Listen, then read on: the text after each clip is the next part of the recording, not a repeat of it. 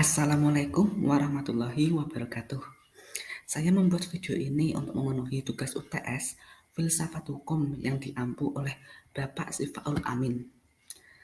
Nah, perkenalkan, nama saya Habib Ihsan dengan NIM 33010212. Langsung saja ke pembahasan materi. Dalam video ini saya akan membahas 3 materi, yaitu pemikiran hukum zaman klasik, pemikiran hukum zaman modern, dan terakhir pemikiran hukum zaman postmodern. Langsung saja ke pembahasan materi pertama, yaitu pemikiran hukum zaman klasik. Nah, zaman klasik ini melewati 3 masa, yaitu Yunani kuno, Romawi, dan abad pertengahan.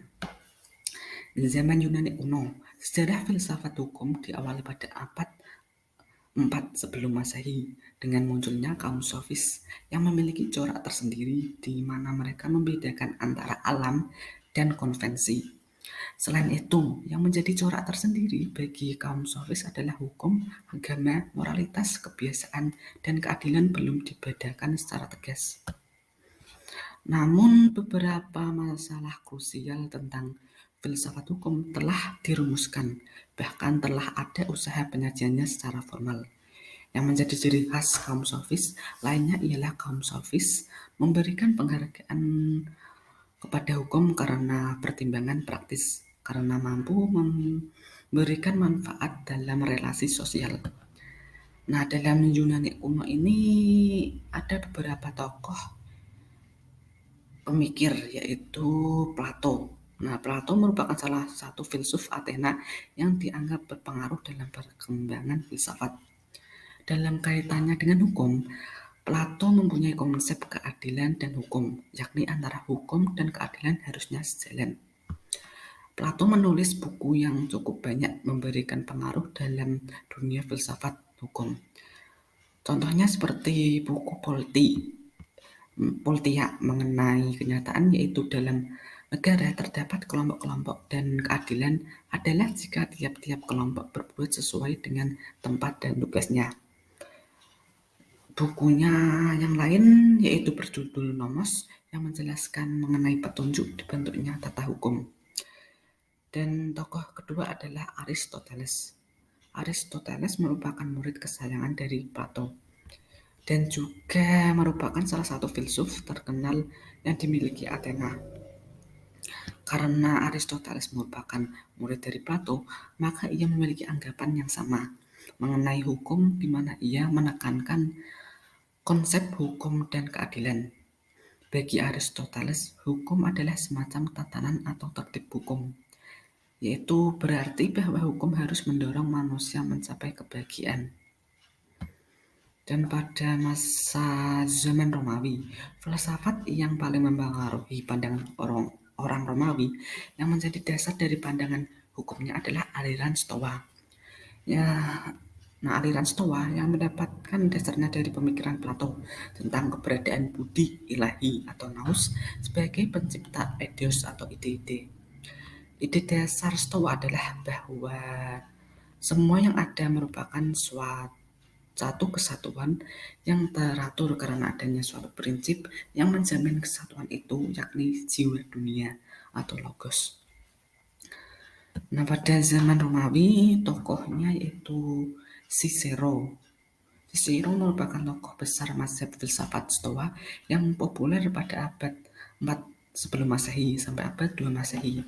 Pemikirannya banyak dirusuk dalam pemikiran hukum dan tata negara, serta pemikiran filsafat lainnya. Cicero juga dikenal dengan warisannya mengenai hukum alam dalam buku keaduannya, yang dimulai dengan Cicero menganut keyakinannya pada hukum alam. Dan terakhir, abad pertengahan. Ketaatan manusia terhadap hukum positif bukan lagi karena ia sesuai dengan hukum alam, tetapi karena sesuai dengan kehendak ilahi atau Tuhan. Adanya hukum yang abadi yang berasal dari rasio Tuhan, yang disebut lex aeterna. Melalui lex aeterna inilah Tuhan membuat rencananya terhadap alam semesta. Hukum abadi dari Tuhan itu mengejawantah pula dalam diri manusia, sehingga manusia dapat merasakan misalnya apa yang disebut keadilan itu. Inilah yang disebut dengan hukum alam atau lex naturalis.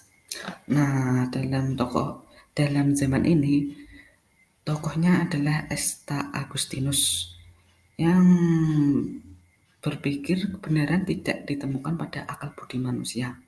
Kebenaran sesungguhnya berkaitan dengan keimanan, dan untuk mendapat keimanan tersebut adalah dengan mengenai Tuhan melalui kitab suci. Hukum harus berdasarkan hukum alam. Dan tokoh kedua adalah Thomas Aquinas, yaitu ius divinum positivum berasal dari wahyu atau hukum ilahi positif. Ius natural berasal dari akal budi manusia, meliputi hukum alam, hukum bangsa-bangsa, dan hukum positif manusia. Dan pembahasan materi kedua yaitu pemikiran hukum zaman modern. Zaman modern juga melewati 3 masa, yaitu zaman Renaissance, zaman Aufklärung, dan zaman abad ke-19. Pada zaman Renaissance, falsafah harus ditingkatkan derajatnya, di mana tidak dibatasi oleh siapapun apalagi negara. Pengetahuan empiris harus dikembangkan, sehingga akan muncul eksperimen-eksperimen. Individualisme harus dikembangkan untuk melakukan hak-haknya. Nah, beberapa tokoh dalam zaman ini yaitu Nicolas Machiavelli, yaitu berpendapat bahwa rakyat harus dipaksa bertingkah laku sesuai kewajiban yang berlaku.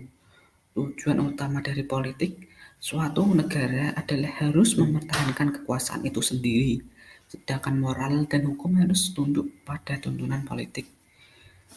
Dan tokoh kedua adalah Jean Bodin. Raja sudah sepatutnya memiliki kekuasaan tertinggi dan mutlak dalam pemerintahannya, serta tidak terbatas. Kedaulatan merupakan landasan dasar dalam penetapan hukum suatu negara. Dan ketiga tokohnya yaitu Hugo Grotius. Manusia memiliki kecenderungan hidup bersama zon politikon, mengajukan prinsip rasionalitas hukum yang pribadi, prinsip kesetiaan janji, prinsip ganti rugi, dan prinsip urgensi hukum atas pelanggaran hukum. Dan zaman Aufklärung lahir pada ke-17, merupakan awal kemenangan supremasi rasionalisme, empirisme, dan positivisme, dan dari dogmatis agama. Kenyataan ini dapat dipahami karena abad modern barat dogmatis agama. Kenyataan ini dapat dipahami karena abad modern barat ditandai dengan adanya upaya pemisahan antara ilmu pengetahuan dan filsafat dari pengaruh agama atau sekulerisme. Perpaduan antara rasionalisme, empirisme, dan positivisme dalam satu paket epistemologi melahirkan apa Hexferry disebut dengan metode ilmiah. Nah, pada abad ke-19, pada abad ini pengertian tentang hukum merupakan pandangan baru atas hidup, yaitu hidup sebagai perkembangan manusia dan kebudayaan. Beberapa pemikiran tokoh yang mencerminkan hal ini adalah Hegel, von Fagin, dan Karl Marx. Hegel menempatkan hukum dalam keseluruhan perwujudan roh objektif dalam kehidupan manusia.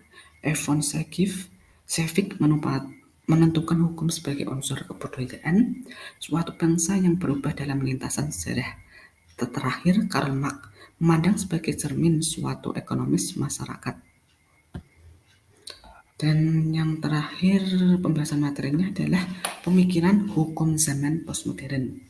Sebab gerakan postmodern itu adanya fenomena abad modern tidak sesuai dengan prinsip dan pola pikir kaum modernis, sebagai banyak konflik antara kelompok masyarakat dan kelas yang sama, yaitu perang Prancis dan Jerman di Perang Dunia Kedua, terbentuknya kawasan regional ASEAN (APEC), dan terbentuknya jaringan internasional. Dan perkembangan postmodernisme, kokohnya gerakan sosial dan masyarakat yang bercirikan: 1. Bangkitnya kekuasaan populer, semakin berkurangnya kepercayaan pada pemerintah, sentralisasi, dan reformasi demokrasi. 2. Munculnya gerakan sosial yang baru. 3. Hukum diduduknya ke tempat semula, atau kuatnya pengaruh hukum global yang dapat mendobrak ketimpangan hukum di suatu negara. Yang keempat, menangnya gerakan dan kehidupan sekuler daripada peranan religi. Yang kelima, banyaknya memperoleh dan memberikan informasi internasional. Dan terakhir, banyaknya pemberian bantuan transnasional atau banjir tsunami. Nah itu, tadi adalah pembahasan yang terakhir. Dan inilah video pembahasannya. Jika ada salah kata atau maupun perbuatan, saya mohon minta maaf sebesar-besarnya. Wassalamualaikum warahmatullahi wabarakatuh.